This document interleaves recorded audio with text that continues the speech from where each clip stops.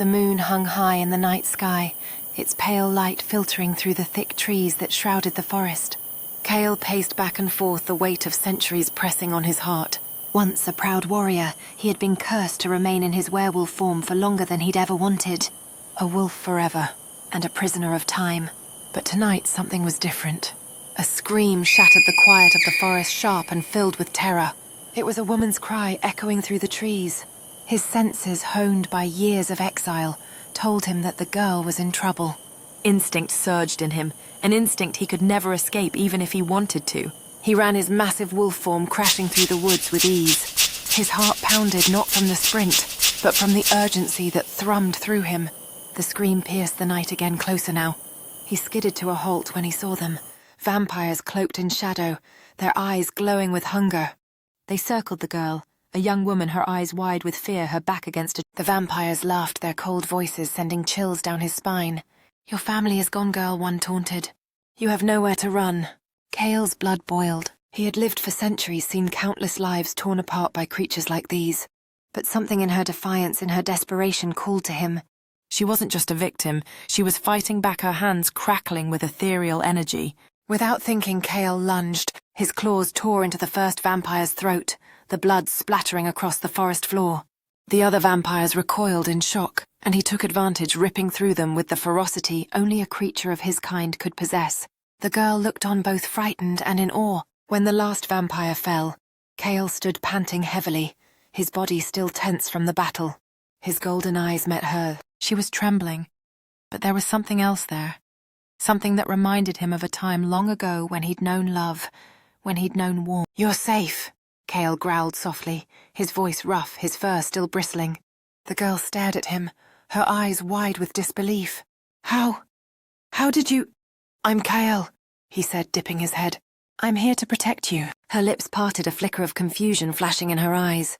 "But why?" Kael stepped closer, his massive wolf form looming over her. Yet he didn't feel threatening.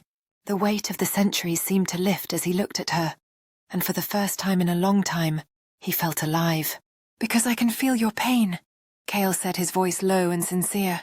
"I've been alone for so long, cursed in this form. But when I saw you, I knew something had changed. You're not just another victim. You have power, and I will protect you no matter the cost." Her eyes softened. For the first time in what felt like forever, she felt a flicker of hope. "You would protect me?" Kael nodded, his golden eyes unwavering. "From every creature that threatens you, from the darkness that hunts you, I will never let them." In that moment, Lyra felt a flicker of hope rekindle within her. Kael, sensing her pain, stepped closer, his imposing figure slowly softening as he adjusted to her fragile humanity. "We'll find a way," he assured her, his voice low and rumbling like distant thunder. The night was still, the air thick with unspoken promises. They shared a fragile understanding, two souls intertwined by fate. One a beast cursed by darkness, the other a girl lost in sorrow, united by the prospect of a shared journey ahead. She took a tentative step toward him, her hand reaching out. He lowered his head, allowing her to touch his fur. The warmth of her hand, the gentleness in her touch, sent a rush of emotions through him. There was something undeniably human in her, something Kael had almost forgotten. Compassion. "I'm Lyra," she whispered, her voice trembling. "My family. They were all taken by vampires. I have no one left." Kael's heart ached at her words, and he wanted to reach out to comfort her, but he knew he couldn't. He was a beast forever bound to the moon and the curse that held him. But his heart, the one that had been buried in darkness for so long, began to thaw in her presence. "Not true," Kael rumbled. "You have me now, and I'll never leave you."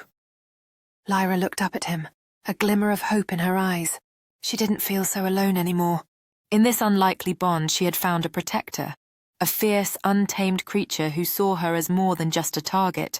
She was someone worth saving, and as Kael stood tall beside her, the bond between them was forged in the quiet of the forest beneath the watchful eyes of the stars. They were two lost souls brought together by fate, ready to face whatever dark forces lurked in the shadows. Together, he wasn't just a monster anymore. For the first time in centuries, Kael felt the weight of his curse shift, as if the promise of protecting Lyra had lightened the burden on his heart.